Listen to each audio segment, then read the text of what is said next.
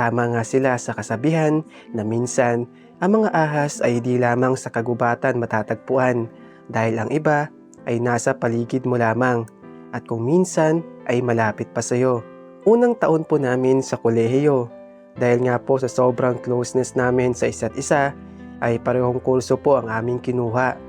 Sa kursong din ito ay nakilala namin si Rendon, hindi niya po tunay na pangalan. Gwapo po siya, mabait at palakaibigan sa lahat. And to make the long story short, ay naging magkaibigan po kaming tatlo. Una pa lamang po ay alam ko na sa sarili ko na may gusto si Rosemar kay Rendon, kahit na itanggi niya pa ito ng ilang beses. Pero yun po kasi ang nararamdaman ko at nakikita sa mga mata niya every time na magkasama po kaming tatlo. As time goes by, umamin po ng pag-ibig niya si Rendon sa akin. Nung una ay nag-aalinlangan pa ako na tanggapin ito dahil baka ito pa ang dahilan ng pag-aaway namin ni Rosemar. Pero sa totoo lang po Kuya Alex ay gusto ko rin po si Renz. At siguro ay karapatan ko din naman na mahalin siya. Isa pa hindi rin naman po ako nakakatiyak na may gusto si Rosemar kay Rendon. Ito ay nasa isipan ko lamang. Kaya naman nung niligawan ako ni Rendon ay pinaalam ko na po ito agad sa kaibigan ko. Ngumiti naman ito at nagpakita ng suporta. Congrats bestie ah, biruin mo, nililigawan ka na niya ngayon. Samantalang madami nagkakagusto dyan, kaya ang swerte mo friend. Bagamat ganun po ang naging reaksyon niya ay nararamdaman ko na nasasaktan po ito. Gayunpaman ay binaliwala ko na lamang po ito. Ilang linggo lamang po ay sinagot ko na si Rendon at official na nga naging kami. Akala ko ay si Rendon na ang lalaking makakasama ko habang buhay.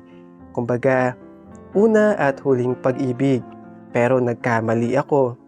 Ilang linggo lamang po kasi ay nagbago ang lahat ng dahil sa isang pangyayari na naging dahilan para ang pinakamahalagang tao sa buhay ko at tinuring kong kapatid ay kasuklaman ko. Bandang hapon po ay hindi sumasagot si Rendon sa mga tawag ko. Kaya naman labis po ang pag-aalala ko sa kanya.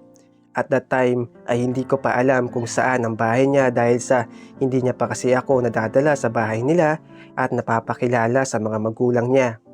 Kaya naman sa bahay na lamang po nila Rosemar ako pumunta. Gusto ko rin po kasi sana na makabanding ang kaibigan ko gaya ng dati.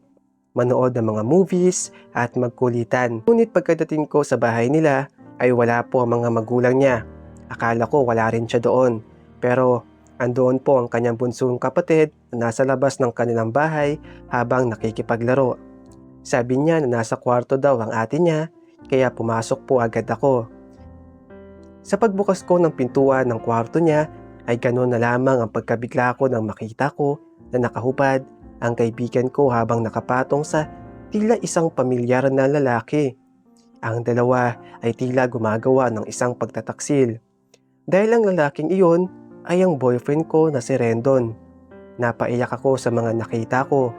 Nang mapansin nila na may tao sa kanilang likuran ay napahinto silang dalawa. Hindi na ako nag-atubili pa na lumabas at umalis.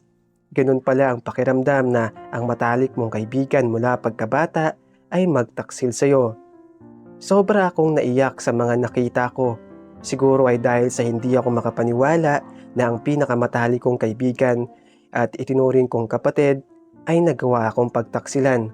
Sobrang sakit po na parang hindi mo na kaya. Sa araw ding iyon ay pinutol ko na ang ugnayan ko sa kanilang dalawa.